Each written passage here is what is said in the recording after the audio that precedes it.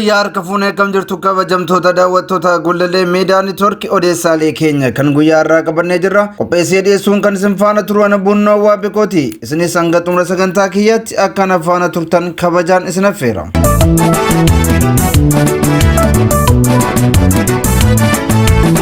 Maturee keenya guyyaa irraatiin waboon zoonii Aarsadee godina Baashaggar aanaa Boosat keessatti waraana PP du'aa fi madoon akka adabees odeeffannee jira. Wantoota qindeeffannee irraa isin biraan geenya.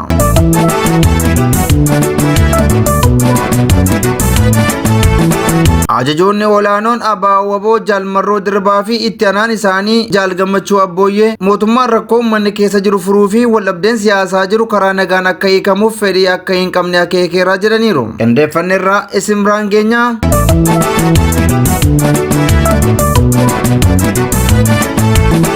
Godinaalee Harargeetti qonnaan bultoonni Jimaa oomishanii gabaaf dhiyeeffatan kellaa dhangaggoo irratti qaraxni humnaan olii taasifamuun hiyyummaa fi beelaaf saaxilamaa jiraachuu isaanii himatanii jiru.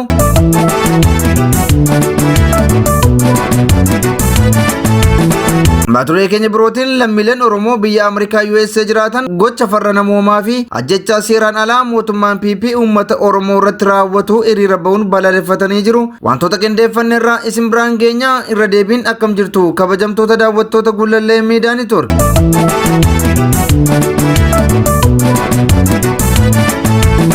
Waboon zoonii Aarsadee godina Baashaggar aanaa Boosat keessatti waraana PP du'aa fi madoon adabee jiraachuu odeeffannee jirra. Eebila 17 bara 2024 jechuun guyyaa kaleessaa irree fi gaachanni uummata Oromoo waboon tarkaanfii ilaalessaa zoonii haaraa Aarsadee keessatti fudhateen injifannoo boonsaa galmeesseen jira jedhee jira. Zoonii Aarsadeetti buttaan Jaal Obsaan hoogganamu godina Baashaggar aanaa Boosat ganda Golboo Miti bakka addaa Abbaay ganda Gugsaa Doolloot naannawaa Boosat karra torbaa fi ganda Daddachaa Ballaa karaa Itoo Jibuutii irratti tarkaanfii ilaalessaa waraana faashistii PP irratti fudhateen humna diinaa 15 ajjeesuun hedduu isaanii immoo madeessuu waraanni bilisummaa Oromoo ibseeti jira. Akkasumas ona Boosat ganda Nuuraa Heelaa keessatti Cibraan Jaalmichuu waraana weerartuu Impaayera Itoophiyaa mooraa shanaffaa seenuun tarkaanfii jabaa waraana diinaa irratti fudhateen loltoota diinaa hedduu galaafachuu isaas himaati jiru. Godinuma Baashaggar zoonii Aarsadee jalatti kan argaman waboon aanaa Boosat kan jaalnaannessaan durfamu ganda Battee fi Battee Daalaa keessatti tarkaanfii loltoota mootummaa irratti fudhataniin loltoota diinaa 10 ol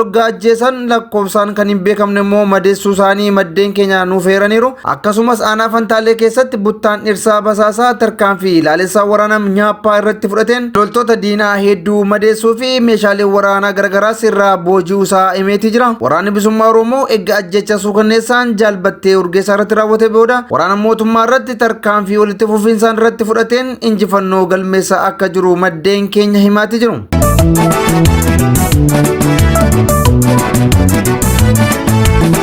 Ajajoonni olaanoon waraana bilisummaa Oromoo Waboo Jaalmarroo Dirbaa fi itti aanaan isaanii Jaal Gammachuu Abbooyyee mootummaan Itoophiyaa rakkoo uummanni keessa jiru furuu fi waldhabdeen siyaasaa karaa nagaan akka hiikamuuf fedhii akka hin qabne akeekeeraa jedhani. Marii araaraa marsaa lammaffaa Taanzaaniyaa Daar es Salaam irratti geggeeffame irratti nuti wareegamne deebiin Oromoon barbaadu argama jennee tarkaanfii guddaa of irratti fudhachuun dirree qabsootii baanee qilleensa mootummaan to'atu keessa darbinee Taanzaaniyaa Daar es Salaam geenyeerraa jedhaniiru. Gareen mootummaa immoo rakkoo siyaasaaf marii siyaasaa taasisuu dhiisuun faayidaan sosobuuf yaalii taasisaa ture jechuun afgaaffii kaleessa arraata biyyoolessa Oromiyaa waliin taasisaniin dubbatanii jiru. Dhimma araaraaf qaamoleen gidduu keenya turan waggoota lama oliif nu gidduu deddeemaa turan kan jedhan ajajoonni kunneen osoo mariin araaraa hin eegalin dura Jeneevaatti mariin taasifamaa erga ture booda nu bira ga'anis jedhaniiru. Nutis rakkoo uummanni keessa jiru furuun dirqama waan ta'eef ofirratti murteessuun Taanzaaniyaa Daar es Salaam deemnullee gareen mootummaa hidhannoo hiikkachuu qabdu yaada jedhu qabatanii dhiyaatanis jedhaniiru. Dhimma kanarratti dippiloomaatonni nu gidduu turan rakkoon akkasiin hin furamu jechuun itti himaa turanis qaamoleen mootummaa kunneen dhaga'uu hin dandeenye jechuun ajajoonni kunneen ibsaniiru. Kaayyoon garee mootummaa bakka bu'ee dhiyaate waldhabdee siyaasaa jiru furuu osoo hin taane affii fi yaada qabatanii dhiyaataniin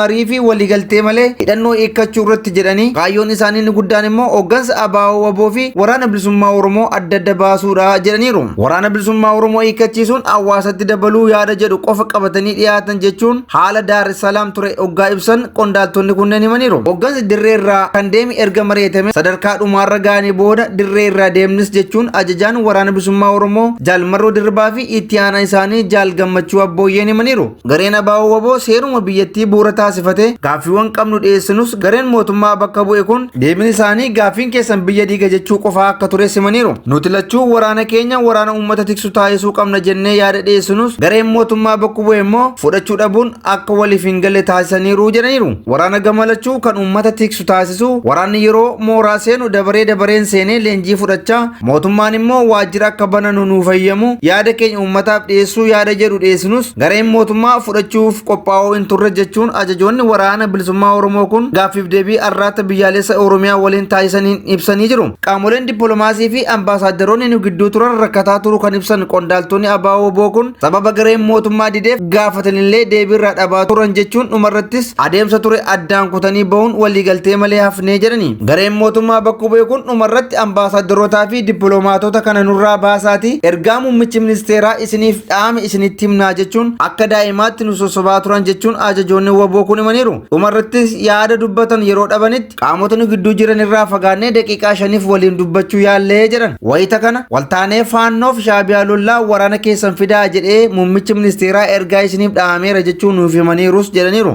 Tuutni mootummaa bakka bu'e kun qabsoo Oromoos ta'ee kan biyyattii keessa jiru quba kan hin qabnedha jechuun ajajoonni waraana bilisummaa Oromoo mootummaan araara dhugaa buusuuf osoo hin taane waraana bilisummaa Oromoo diiguu faayidaan sossobuu maqaa araara jedhu jala dhokatee dhufe jechuun himaniiru. Ambaasaaddoroonni gidduu turan waan ture hundumaa sirriitti hubatanii taajjabaniiru kan jedhan ambaasaaddoroonni sunillee maalummaa Abaa'oo Waboo yookaan waraana bilisummaa Oromoo sirriitti hubachuuf quba qabaachuu isaanis ibsaniiru. Rakkoon waraana bilisummaa Oromoo qawwee kaasis rakkoo siyaasaati kan jedhan ajajoonni kunneen kaayyoon keenya guddaan ejjennoo fi yaada keenya addunyaan akka hubatu taasisuun milkoofneerraa jedhaniiru. Marii araaraa marsaa lammaffaa booda gama isaatiin mootummaan ibsa baaseen Abaa'oo Waboon araara akka hin barbaanne ibsee yeroo muraasa keessattis naan dhabamsiisa jechaa turuunsaa ni yaadatama.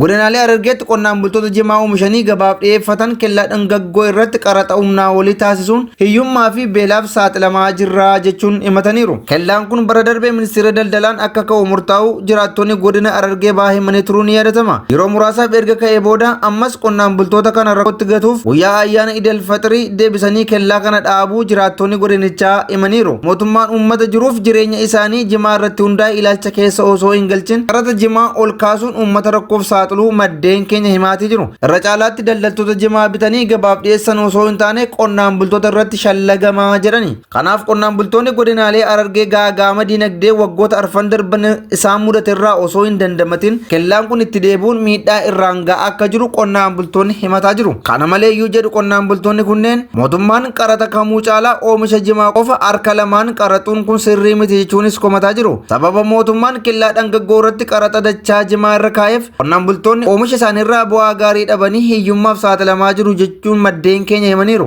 Jimaan Oromiyaa oomishoota galii sharafaa alaa argamsiisan keessaa sadarkaa lammaffaa irratti kan argamudha. Haa ta'u malee oomisha sadarkaa biyyaatti galii guddaa argamsiisu kana qonnaan bulaan Oromoo irraa fayyadamaa ta'uu dhabuun mootummaa irratti komii guddaa kaasaa jira. Waggoota 5 darban mootummaan giddu lixiinsa gabaa jimaa irratti taasiseen qonnaan bultoonni kufaatii dinagdeef saaxilamanii akka jiran himamaa tureera. Kanaaf qonnaan bultoonni godinaalee Harargee kan gaafataa jiran nuti haala kanaan miidhamaa waan jiruuf mootummaan kellaa dhangaggoo kana nurraa haa kaasu jechuun iyyataatii jiru.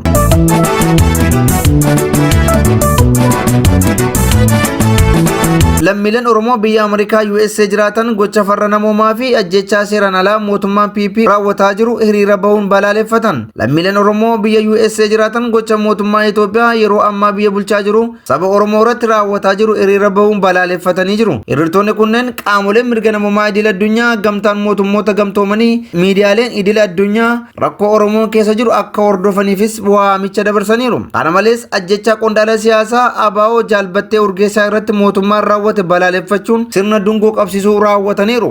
Ajjechaan qondaala siyaasaa Oromoo Jaalbattee irratti raawwatames qaama walabaan akka qoratamu gaafataniiru. Akkasumas uummanni Oromoo tokkummaa isaa cimsachuun diina isaa fixaa jiru kan ofirraa akka kolaasuu qabu hiriirtonni kunneen dhaamaniiru. Mootummaan PP garee nama nyaataa koree nageenyaa jedhamu ijaaruun abbootii amantaa uummata kakaasanii fi qondaaltota siyaasaa dhiibbaa uumuu danda'an ajjeesaa jira. Erga ajjeesee boodas maqaa qorannaatiin garee faayidaa isaa tuquutti jallisuun namoota nagaa fi dhaabbilee siyaasaa biroo ittiin yakkaa jira. Kanaafuu uummanni Oromoo callisa waggootii 5 keessaa dammaquun seenaa bara 2018 dalage irra deebiin hojjechuu akka qabu hiriirtonni kunneen dhaamanii jiru.